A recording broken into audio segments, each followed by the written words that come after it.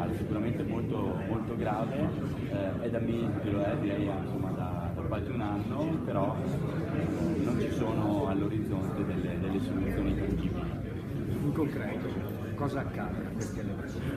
In concreto accade che oggi il mercato del latte soffre di molte difficoltà, soprattutto nell'ambito italiano, con un paese che è rimasto indietro tantissimo, ha finito l'era delle quote latte non preparandosi adeguatamente, ha dei deficit strutturali dal punto di vista aziendale, delle trasformazioni della distribuzione nella filiera italiana sono veramente di arretratezza.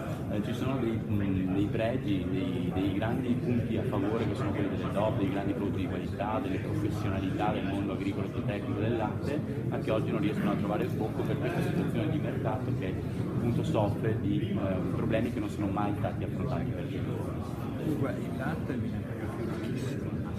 Il latte viene pagato molto poco, siamo nell'ordine oramai, ci stiamo avvicinando ai 30 centesimi e stanno iniziando anche delle speculazioni purtroppo, perché il latte è un prodotto che deve essere consumato e trasformato nell'immediato e questo fatto è sicuramente un deficit per molte aziende, per molte stalle che stanno veramente chiudendo. L'ultimo anno è stato devastante in Veneto, come nella provincia di Treviso che ci ospita, con più di qualche centinaio di stalle che hanno chiuso. Ricordate che una stalla che chiude non riaprirà mai più, sono famiglie che chiudono la propria attività storica, territorio che viene abbandonato soprattutto nelle aree montane, in cui una perdita sociale è veramente grande.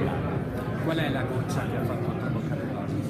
Le gocce che stanno facendo traboccare il vaso sono moltissime, sicuramente una presenza della politica non adeguata o perlomeno che non sottolinea sufficientemente quelle che sono le necessità e i bisogni. Un intervento deve essere appunto emergenziale, ma vanno pensate delle cose anche più a lungo respiro, più a lungo raggio.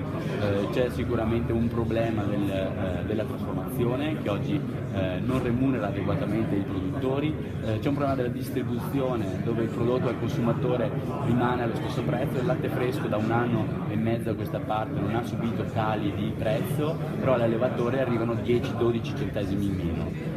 Questi centesimi dove sono andati? La filiera sicuramente è una concatenazione di anelli, l'anello oggi più debole è quello della produzione, dobbiamo far sì che si riequilibrino le forze all'interno di questa filiera.